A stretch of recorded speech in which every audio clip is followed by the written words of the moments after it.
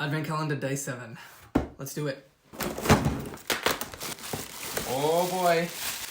Oh boy. Well, this one can only be so blind, can't it? You know when you get a bottle like this, that it's going to be some kind of awesome Lindheim barrel-aged thing. So, only so blind today, but I guess I can... We'll see how it goes. Yeah.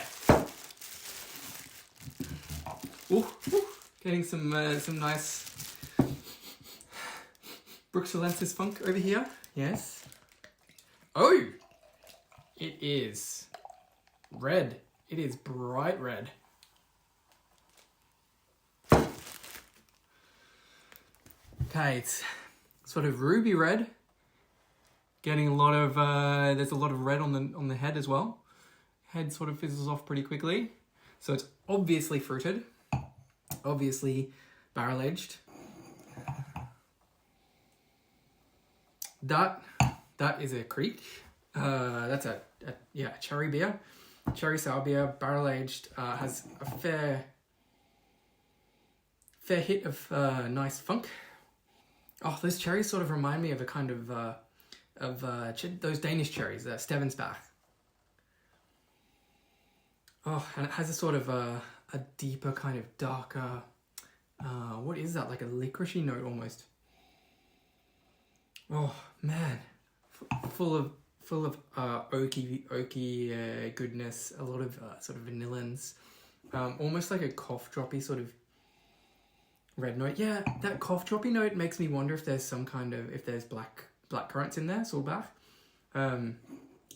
Total no idea actually, but just a guess. And then there's a little bit of basement funk, but not a whole lot. Sort of basement funk is sort of Driefontein kind of funk.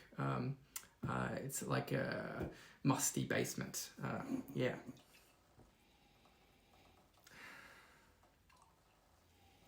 Oh, it smells absolutely fantastic.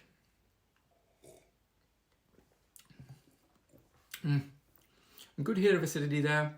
A lot of umami from the cherries. Not a huge amount of body. As you expect, it's a low ABV beer, so it doesn't have the ABV to pump up the body. But, I mean, in a low ABV beer, you can still have some sweetness to pump up the body, but it would feel a little bit weird in this style of beer. You can even see that there's some pulp on the side of the glass there. So, lots of fruit here. That's absolutely delicious. I suspect it's only cherries and that this is quite a bit lower than 4.7%. And I love that umami flavor. That's the thing which is making me think blackcurrant, but I think I'm probably wrong about that. Damn, that is one hell of a beer. And like, this is like, there's no difference in quality to the Vinmonopool strength stuff here. Strength is not an issue when it's a beer like this. It's all about the flavor and the nose. And this has everything in the flavor and everything in the nose. You could serve this to a wine geek. They wouldn't even be thinking about the fact that it's under 4.7% alcohol. They would just be thinking about the fact that it smells amazing, has all of these amazing winey notes, these crazy umami stuff, these vanillins from the oak.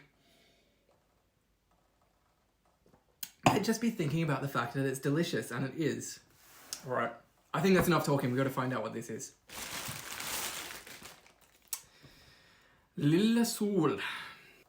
It's a rye sour.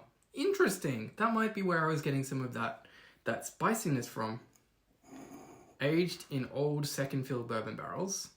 Secondary fermentation in oak vats with only blackcurrants. Fuck me. Well. Well, I did pick up the blackcurrant note, but I thought it was all cherries, so that's super interesting. Wow. Dude. That's like all cherry on the nose to me. Oh, wow. Oh, this actually, now I have a bit of a sour beer project in the background here myself. And I have one, which I've been making this year, which is a blend of three, of a 1-year-old, a 2-year-old, and a 3-year-old lambic style beer. And I've added, we just moved into this house and we got a blackberry, a blackcurrant bush when we moved in. And from our first year's harvest from that blackcurrant bush, I've added all the blackcurrants into a 5-litre thing with a blending of those salvias. It's been sitting there for about 2 months now, so I reckon I can take the top off and have a smell and see if I get some of the same notes. I think that would be interesting. Here is my sour project. It's just the 5 litres with the blackcurrants this time. There weren't that many blackcurrants, so it had to be a small sort of batch. But I'm just going to see if I can nose the same sort of notes that I'm getting here.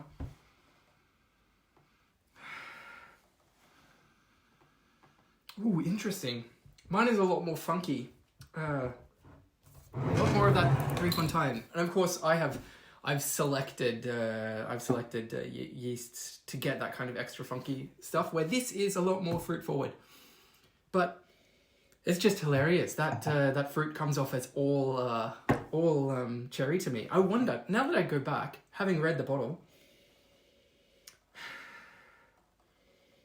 yeah, now I sort of get rye notes, and that rye note is sort of augmenting the blackcurrant to make it a sort of cherry thing, like a sort of Stevensbach kind of note. That's mega interesting. God damn, this was fucking fantastic. Fantastic beer. And it's 4%. Amazing. That is, I need more of that in my life. Thank you, Lindheim. All right.